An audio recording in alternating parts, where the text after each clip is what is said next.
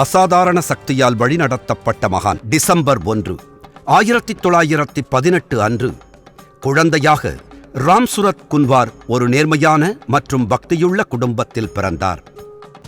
சுமார் 12 வயதில் ராம்சுரத் குன்வர் தனது ஆரம்பகால ஆன்மீக விழிப்புணர்வை பெற்றார். சுமார் 16 வயதில் கடவுளை தேடுவதற்கான தீவிர தூண்டுதலால் அங்கிருந்து நகர்ந்தார். 1959 வசந்த காலத்தின் துவக்கத்தில் அருணாச்சல கோவிலின் அடிவாரத்தில் சிறிய நகரமான திருவண்ணாமலையை ராம்சுரத் வந்தடைந்தார். திருவண்ணாமலையில் பகவான் யோகிராம் சுரத்குமார் ஆசிரமத்தின் உள்ளே நுழையும் முன் நம்மை வரவேற்பது அழகுமிகு நுழைவு வாயில்.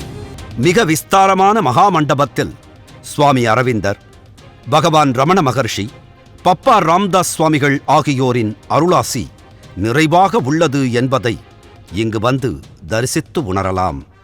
இந்த மண்டபத்தின் உள்ளே நுழைந்ததும் சுற்றுச்சுவர் முழுவதும் சுவாமிகளின் அருளாசி நிறைந்த ஓவியமும் காவியமும், மண்டபத்தின் உள்ளே ஓரிடத்தில் நின்ற நிலையில் நம்மை வரவேற்கும் சுவாமிகளின் திருவுருவம், சற்று தூரத்தில் நேர்த்தியான வடிவமைப்பில் சுவாமிகளின் ஜீவசமாதி. ராம்சுரத் குன்வர் என பெயர் கொண்ட இவர் கொஞ்சம் கொஞ்சமாக யோகியாக, மகானாக வெளி உலகுக்கு தெரியத் தொடங்கிய காலம். பகவான் யோகிராம் சுரத்குமார் அவர்கள் பின்னாளில் 1952 வருடத்தில் நிகழ்ந்ததை சொன்னாராம். இந்த பிச்சைக்காரனிடம் எந்த எண்ணமும் இல்லை, எந்த சிந்தனையும் இல்லை, எந்த திட்டமிடலும் இல்லை. அதே சமயம் பிரக்ஞையும் இல்லை, சரியும் இல்லை, நல்லதும் இல்லை, கெட்டதும் இல்லை, அனைத்துமே துடைக்கப்பட்டன என்றாராம். பகவான் யோகிராம் சுரத்குமார் நினைவு நாள் வருடந்தோறும் பிப்ரவரி மாதம் 20ஆம் தேதி குருவார நாளாக கொண்டாடப்பட்டு வருகிறது. மகான்களை படிக்கும்போது எனக்கு தோணும், வள்ளல் பெருமானாரையும் அருட்தந்தையினுடைய உலக சமாதானத்தை படிக்கும்போது ஆச்சரியப்பட்டு இருக்கிறேன். எவ்வளவு நுணுகி போயிருந்தா இப்படியெல்லாம் எழுத முடியும். அதே ஆச்சரியத்தை உண்மையாக மனதார சொல்கிறேன். இந்த ஐயாவுடைய ஞான அமிர்தம் படிக்கும்போது நான் ஆச்சரியப்பட்டேன். ஞான அமிர்தம். நாம் எங்கும் ஏமாறாமல் சித்த நிலை உடையவர்கள் எப்படி இருப்பர்?